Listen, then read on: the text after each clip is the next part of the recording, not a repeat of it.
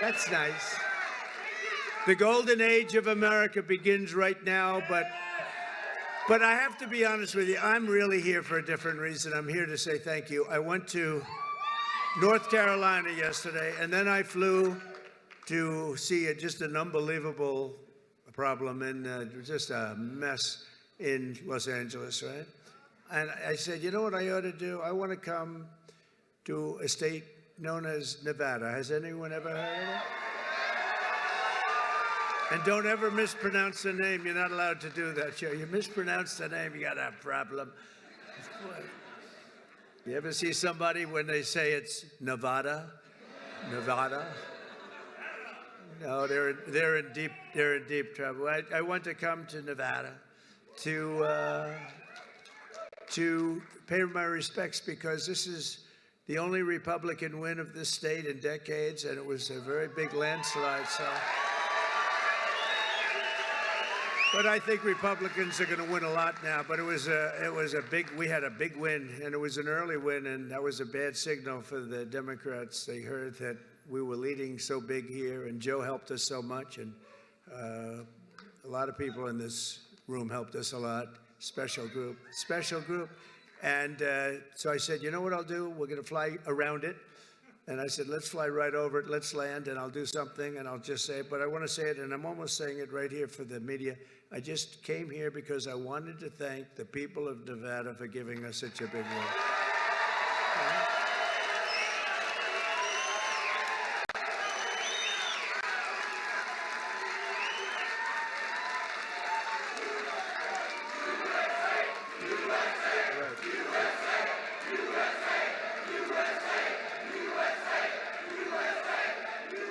A lot of great friends. I better not introduce them all. I'll be here all day.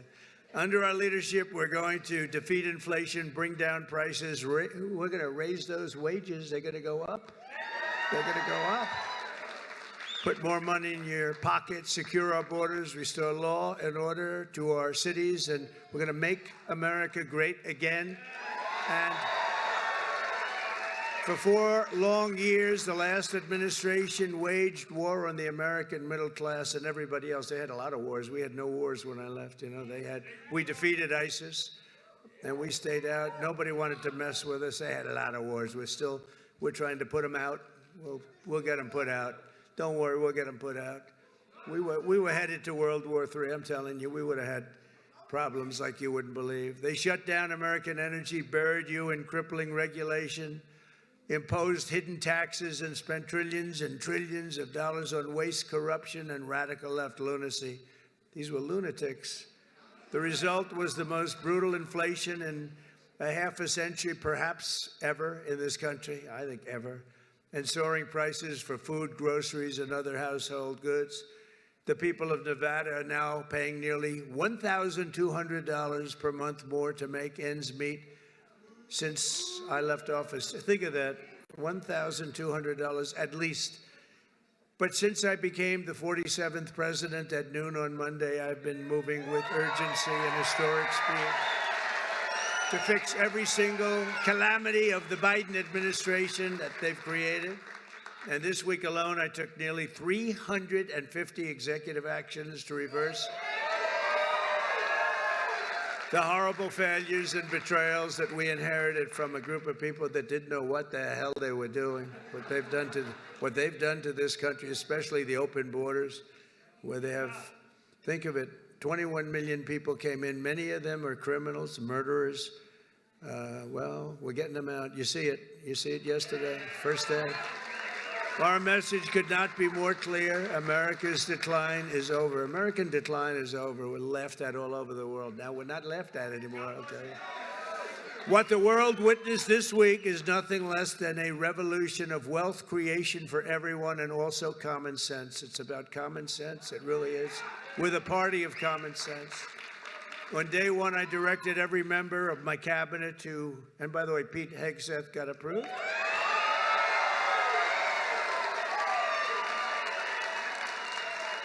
And Kristi Noem just got approved, Governor. She's going to keep it. She's tough. She's a tough one. She's a tough one. And she's going to do a great job. On day one, I directed every member of my cabinet to marshal all powers at their disposal to defeat inflation and bring down the cost of daily life. We want to bring prices down. Too high. They went way up. They didn't come down. I imposed a federal hiring freeze, a federal regulation freeze, a foreign aid freeze. Oh, that's a nice one.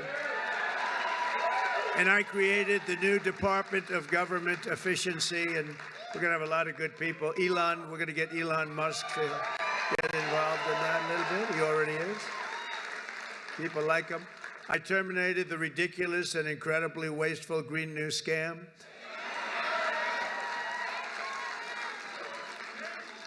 Wasn't the environment supposed to eat us up like in 12 years? But that was like 13 years ago. What happened? We're still here. We're still here. Remember, we have 12 years to live. Remember that? Done by somebody that never even took a course on the environment. AOC +3. Do you remember those three? They were telling us about the environment. AOC +3. This action alone will save hundreds of billions of dollars of American taxpayers' money. I withdrew from the one-sided Paris Climate Accord. And I canceled the insane and costly electric vehicle mandate, keeping my sacred pledge to America's auto workers. Boy, did we get a big vote with the auto workers, I'll tell you. And the Teamsters, any Teamster in the room? We got a tremendous vote from the Teamsters. Thank you. They're pointing like one guy on it. But they voted for us in the millions. We had a lot of Teamsters voting for us. I withdrew from the World Health Organization, where we paid $500 million a year, and China paid $39 million a year, despite a much larger population. Think of that. China's paying $39 million. They have 1.4 billion people. We pay $500 million. We have, nobody knows what the hell we have. Does anyone know? We have so many people pouring in. We have no idea. We go up, but we're going down a little bit now. You don't mind that, do you? Going to take some bad ones out. I withdrew 4 years ago, but Biden immediately went back for even more money. I mean, he went back, and they offered me at $39 million. They said, we'll let you back in at 39. So we're going to reduce it from 500 to 39. I turned them down because it became so popular. I didn't know if it would be well received even at 39. But maybe we would consider doing it again. I don't know. Maybe we would. They have to clean it up a little bit. But China pays $39 million for 1.4 billion, and we're paying $500 million for 325 million. I don't know. What the hell is wrong with these people? And then when Biden went back in, they immediately went back in. They paid more than we were paying in the first place. They paid more than the $500 million. So they knew they could have had it for 39. They paid more. You wouldn't do that, Joe, right? Now think of it. They know they have a deal at 39, so they went back in at $525 million. What the hell? Man, oh man. It infuriates you, doesn't it? I declared a national energy emergency to unlock the liquid gold under our feet and pave the way for rapid approvals of the new energy infrastructure. The United States has the largest amount of oil and gas of any country on earth, and we may be a very substantially enlarged country in the not-too-distant. Isn't it nice to see, for years, for decades, we're the same size to the square foot. Probably got smaller, actually. But we might be an enlarged country pretty soon. And one of the things we're going to be doing is drill, baby, drill. Because that's going to bring everything down. It's going to bring everything down. My administration has also begun the largest deregulation campaign in the history of our country, far exceeding. I had the record for you. We had a great economy, the greatest economy that we've ever had 4 years ago. But this is going to be better. You watch. This will be better even than the first term. And the reason I got elected was because of the first term. Somebody said, what was the reason you got elected? I mean, you won by so much. I said, my first term. That's all I did. I just said, well, take a look at the numbers. Take a look at the numbers. In total, the Biden administration imposed $50,000 in additional regulation costs on the average American. I mean, think of this. the average American was paying much more than $50,000. And, you know, just think of it. Nobody can even believe the numbers. I promised to eliminate 10 old regulations for every new regulation. So if we put in a regulation, we have to get rid of 10. That's what I did. I did it 1 in 7. We're going to do 1 in 10 this time, which will soon put many thousands of dollars back into your pockets and the pockets of American families. As a result of the reforms, we've just begun to implement economic confidence, and it's soaring.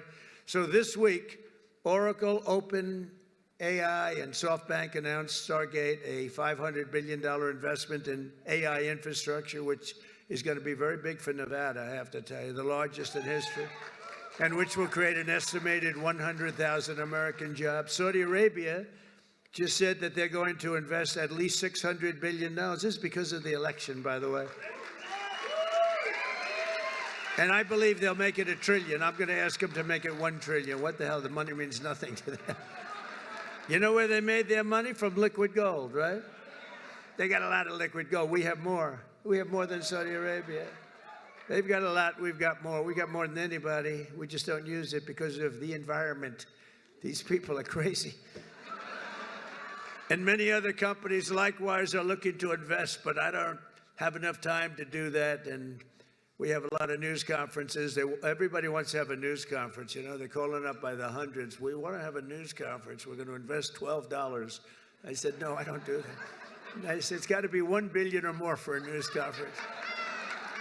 It's $1 billion or more. Just 2 days ago, because of our tariff plans, Stellantis announced, that's a very good automobile company, the revival of its Belvidere, Illinois plant, saving 1,500 American auto jobs that were previously headed to Canada, along with major investments to expand American auto production in Detroit, Michigan, Toledo, Ohio, and Kokomo, Indiana. Good place.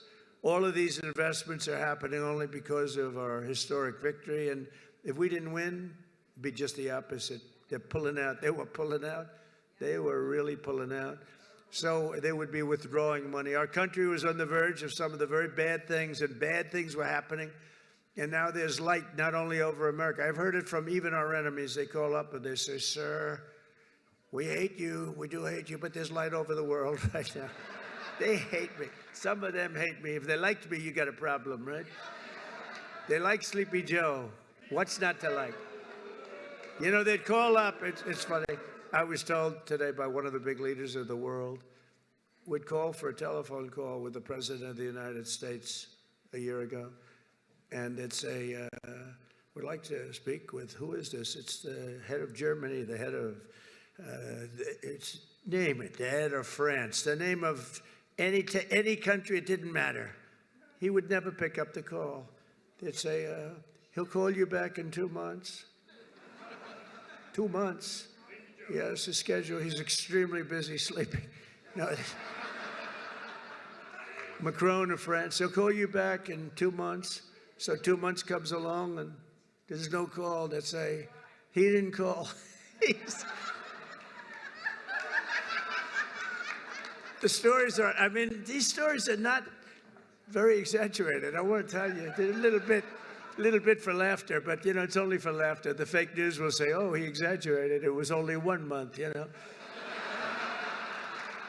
But he'll say he'll call you back, and then he'd never call, and then they could never get him on the phone. And the problem I have is that when I speak to and I speak to them immediately, they'll say, could we speak to the president? Would that be possible? We could do it anytime over the next month. They're so used to this, right? I say, no, I'll pick it up right now. Is he on the phone? Yeah, hello, how you doing? That's what, you know, get it over with, right? Get it over with. The only problem, they were so starved for love from the United States, I cannot get them off the phone. I can't get people, if you can't, I say, I have to go now, King, or I have to go now, President. But you can't get them off the phone. They're starved for love. You know, for years they haven't spoken. They didn't even know we had a president, if you want to know. But under our leadership, America is back open for business, and it's really a big deal. It's really a big deal. And they have, though. They said, you know, there's like a light all over the world now. It's not just here. We feel a light over our country. Everyone does. But there's a light all over the world. We've accomplished more in 1 week than other administrations have accomplished in 4 years, and we're just getting started. We got rid of the woke. We got rid of the woke crap. What a lot of stuff.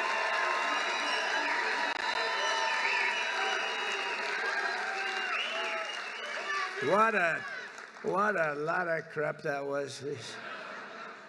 It was, and you know, these people were petrified of it. I'll tell you, these companies, they run these big companies, they were petrified of it. It was like, you know, I don't think they believed it. I'm sure they didn't believe it. Some I know didn't believe it, but they were so afraid. Near the top of the agenda for our historic Republican majorities in Congress is to pass a massive tax cut for American workers and families. Last year, we campaigned across the country at a pledge that I'm sure most of you didn't hear too much about, pledge to take the Trump tax cuts and make them permanent, and that's exactly what we're doing. In the coming weeks, I'll be working with Congress to get a bill on my desk that cuts taxes for workers, families, small businesses, and very importantly, keeps my promise for a thing called, and I know you didn't hear anything about this, and I'm sure it had no influence on the state, the fact that we won this crazy, massive majority, a state that hadn't been won by a Republican in decades, but I'm sure you haven't heard, but we're going to get it for you. No tax on tips. No tax on tips.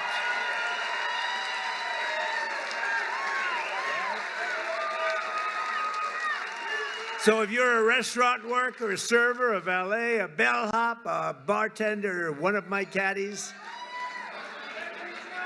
I go through caddies like candy. If I play badly, I always blame my caddy.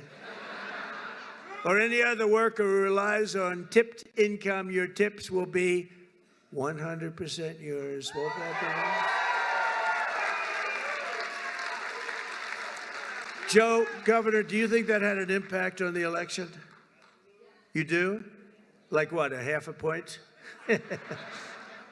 Pretty big. You had an impact, let me tell you. Nationwide, over 4 million workers depend on tip income, including an estimated 700,000 single moms. And here in Nevada, we will have a quarter, think of it, a quarter of the typical restaurant worker's pay comes from tips. I didn't know that much. That's a lot. You haven't been reporting them for the last 10 years.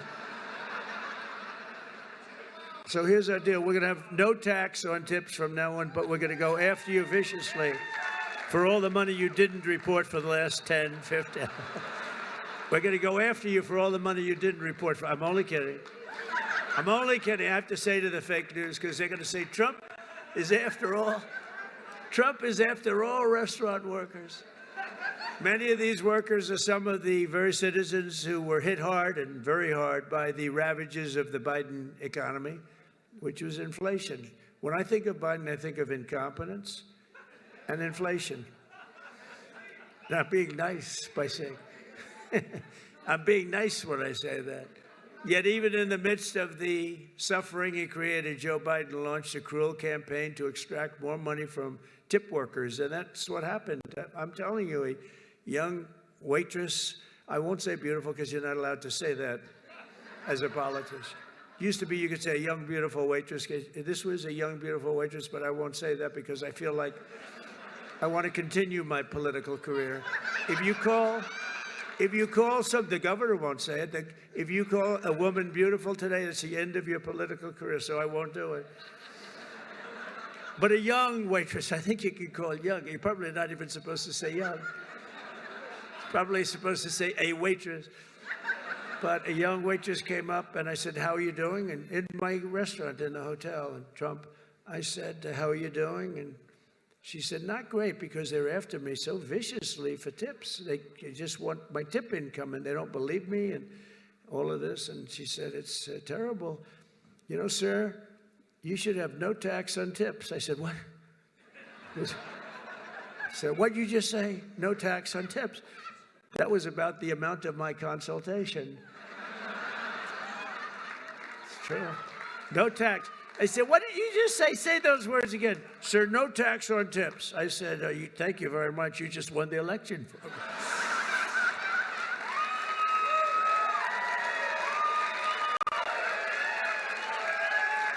No, we did research into it. I think it's going to be great. But under the Trump administration, the forgotten men and women of our country are going to be forgotten no longer. You know that. They weren't forgotten 4 years ago. On day one, I immediately halted the hiring of any new IRS agents. You know, they hired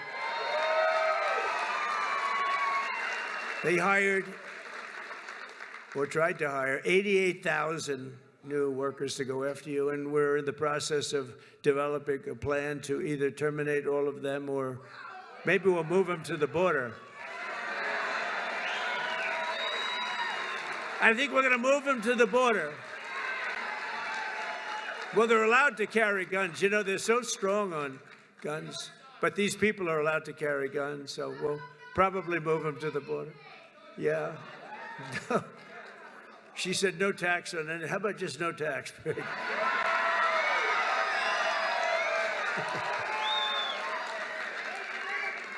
could do that. You know, if the tariffs work out like I think, a thing like that could happen, if you want to know the truth. You know, years ago, 1870 to 1913, we didn't have an income tax.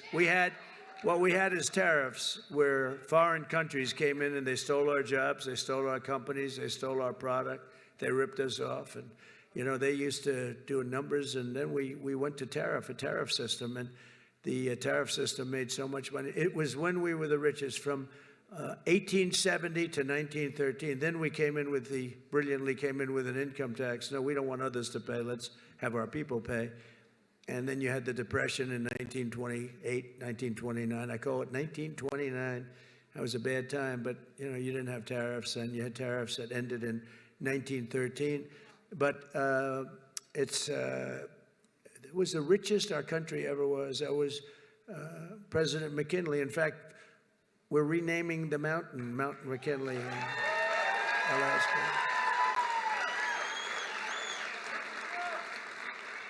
You know what else we're renaming? We're renaming the Gulf of Mexico into the Gulf of America, right? And Mexico, actually, they were thrilled when they heard. They said, that's nice. A few months from now, when I sign our tax cut into law, we're going to deliver for the tip-earning men and women who make it all work. I mean, it's going to be something very special, I think, for you. It's going to be a big difference. And with us today is Jessica Angiano, an employee here at Circa. This is a nice place, by the way, and I just met your owner. He's a nice man. He's rich, too, very rich. But Circa is very nice, and a hardworking single mother of two with incredible children. Jessica's struggling to pay for medical bills to remove a tumor behind her right eye. She's had some real difficulty, and she's currently saving up for a second surgery, which will hopefully be very successful, while also paying for her children's daycare. Jessica says that no tax on tips would transform her life. It would make such a big difference. So, Jessica, we're going to get that for you. Where are you, Jessica? You around here someplace, huh? Hi, Jessica. Oh, so beautiful. Very nice. It's working out medically good. Everything good? Gonna be good. I think it's gonna. You look fantastic. It's good. You look great. Also with us is Lexi York, a 28-year-old cocktail server here at Circa, who's got big dreams of being an entrepreneur. Lexi says that no tax on tips will help bring those dreams much closer to reach, and she's going to be one of the biggest proponents for it. We're going to have a lot of support when we go before Congress very soon to get that passed. Lexi, where are you? Where are you? Hi, Lexi. Wow. Good. We'll get it done. And we're also pleased to be joined by Rosanna Maeda, President and CEO of the American Hotel and Lodging Association, which strongly supports this pro-worker reform. And Rosanna, would you like to come up and say a few words on behalf of so many people? Come on up. Come on up.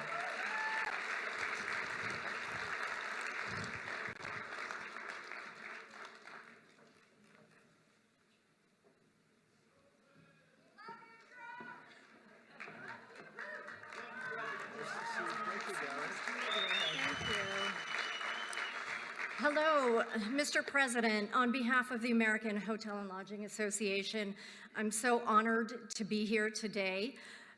We represent 30,000 members around the country in an industry that represents more than 2 million hotel workers. And I'm here to tell you that the American dream is alive and well in the hotel industry today.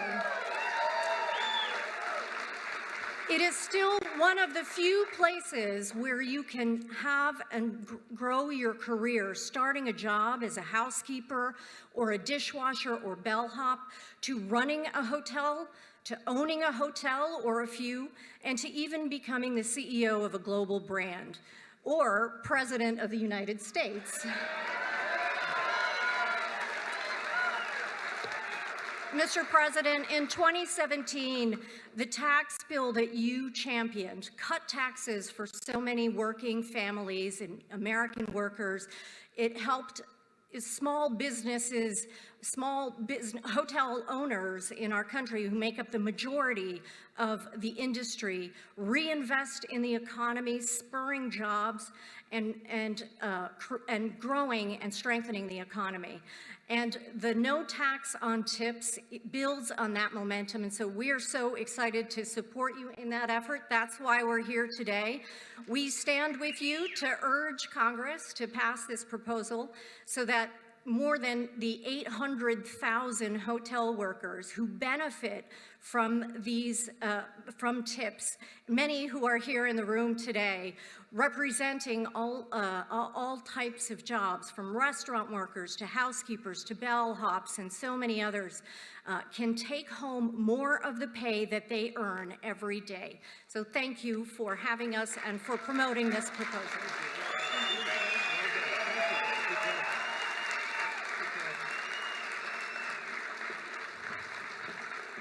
Thank you very much, Jessica. Great. After 4 long years, and these were long years of a government that always put you last. They put America last, they put you last, they put everybody last that was associated with us. You once again have a president who's putting our workers first, putting our families first, and above all, putting America first. And we're going to keep America first, and you see it.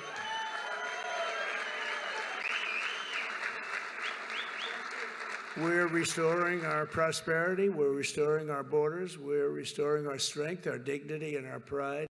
We've been hurt badly by this group of people. This group of people, they didn't have a clue what the hell was happening. It's so disgraceful that they were allowed to do it. But quite honestly, we're restoring our country. Within hours of taking the oath of office, I declared a national emergency at our southern border. I sent active duty troops to the border to help repel the invasion. Tom Homan is leading the charge, you know that. We like Tom Homan, right? Doing a great job. We immediately halted all illegal entry and began sending every border trespasser and violator back to the places from which they came. I signed an order that will designate the cartels as foreign terrorist organizations. It's a big deal. That's a big deal. Biden didn't want to do that. No, I don't want to do that. Biden didn't know he was alive. He didn't want to do it. He didn't want to do that. I always wanted to do it, you know. I mean, think of it. Is that a terrorist organization or what? And we began to leverage the full and immense power of federal government and state government and enforcement to eliminate the presence of all foreign gangs and criminal networks bringing devastating crime to American soil. And we don't allow people to enter our country and to dump their prisons into the United States of America anymore. When we see that, our people are instructed to do whatever they have to do. They can do whatever the hell they want to do. Throughout this week, the heroes of ICE have been hunting down and arresting hundreds of illegal alien criminals.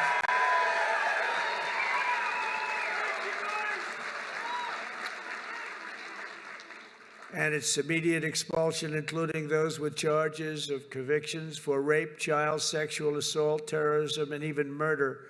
Members of the savage Venezuelan prison gang known as Tren de Aragua. You know that gang? This is not a nice group of people. They formed in prison And then they dumped their prisons into our country, so we had them. We had them all over the place. Ask Colorado, the governor of Colorado. He doesn't know what to do about it. They're all over the place. We'll get them out. We'll get them out. They're, in a sense, they're in the real estate business. They go into a building and they take it, you know? See, when you buy a building, you have to go out and get a mortgage or use your own cash. They just go into a building and take it. And they actually said, well, it's not that bad. They haven't taken that many buildings. Can you imagine that? They haven't taken that many buildings. Oh, they're not that bad. But they're as bad as the bloodthirsty MS-13 gangs that we have gotten thousands and thousands of them out. In fact, over 11,000 murderers were released into our country by other countries all over the world because of Biden's open border policy. And when I heard about that, I said, they're just going to, everybody's going to empty out their prisons into our country. I said that. I'd do that if I were heading up any one of the many countries that you know about, not just South America, all over. They take their prisons, their mental institutions, and they empty them out into our country. Can you imagine a person doing this? Can you imagine somebody doing that to our country?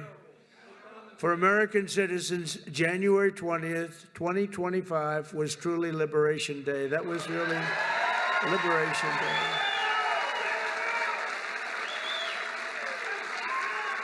This week, I also signed an order to end the weaponization of our government against American people and political people like me. We never had a thing like that. He went after his political opponent. Who would have thought he helped me? I think he helped me get elected, Joe. You want to know the truth? I became much more popular. I'm the only guy that ever became more popular when something like that happened. But these guys were just so inept. We had the guy deranged, Jack Smith, deranged. He was a deranged human being. But they thought this way Biden could sneak by and he could win an election, another cheating in another election. That's what it was. But we won. We won. You think that was fun? You think that was easy? It wasn't fun. And investigate all of the abuses of power. I pardoned hundreds of political prisoners who had been viciously persecuted by the Biden regime. Hundreds of people were persecuted, including Christians, pro-life activists, 2 Washington, D.C. police officers just yesterday, whose lives were destroyed from chasing down a dangerous illegal alien criminal. And of course, I was very proud to pardon the J6 hostages.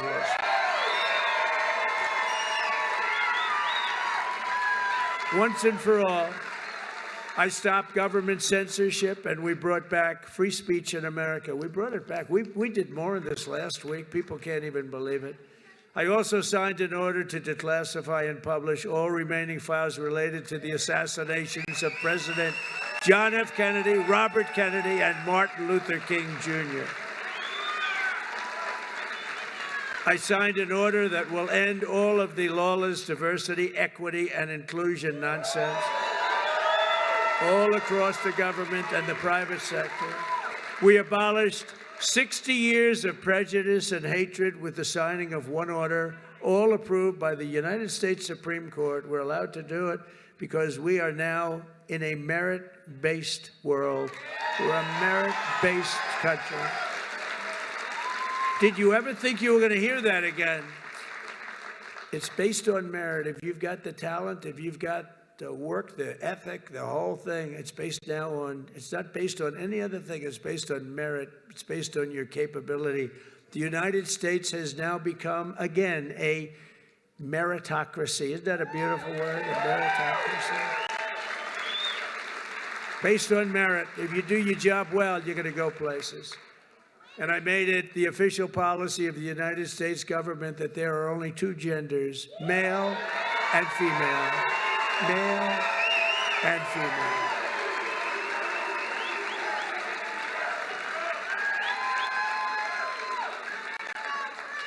Every single day of my term, we're living by the motto, promises made, promises kept. I kept my promises. It's why we won. It really is why we won. We won because of the past 4 years. We won because of that. But this is going to blow it away. Because when I came in, I had no experience. I didn't do this before. I never did this. I was never a politician before. I was talking J.D. Vance. By the way, hasn't he done a great job, J.D. Vance? Because J.D. went right to the Senate, and then he went to the vice president and said, J.D., you're really upwardly mobile. He said, you're more so than me. I said, why do you say that? He said, you went from being a real estate developer to the president. That's a pretty big, I never thought of it that way. I guess I'm the most upwardly mobile politician in history. I didn't make any stops along the way. It will be the greatest honor of my life to serve not once, but twice, or 3 times, or 4 times now.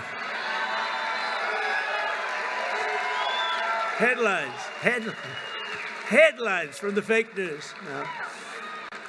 No, it will be to serve twice. For the next 4 years, I will not rest, I will not yield, and together we will not fail. We will win, win, win. We will bring back the American dream. We're going to bring it back. You know, in recent years, our nation has suffered greatly, but we are going to make it great again, greater than ever before. We'll be a nation like no other, full of compassion, courage, and exceptionalism. That's what we're doing, and that's what it's all about. And you see that, I think you see it more in the last week than you've seen it in years. And I walked up the stairs of that massive plane that's waiting for me, that big 747, and I said, there's no way I'm going to let myself fall, because that was one hell of a... That triple fall was a disaster. I would call that a political disaster. You can fall once, you can fall twice, but you can't fall 3 times. You can't fall 3 times. What a disaster. I've used that in every ad I think I ever did. Our power will stop all wars and bring new spirit of unity to a world that's been angry, violent, and very unpredictable. America will be respected again and admired again, including by the people of religion, faith, and goodwill. We're bringing back religion in this country. We will be prosperous. We will be free.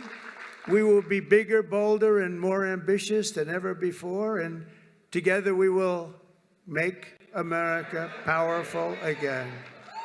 Make America wealthy again. Make America healthy again. We will make America strong again. Make America proud again. We're going to make America safe again. And we will make America great again. Thank you very much. And thank you very much, Nevada. Thank you, Joe. Thank you very much. We'll be back. We'll be back. Thank you. Thank you, my man. Great job.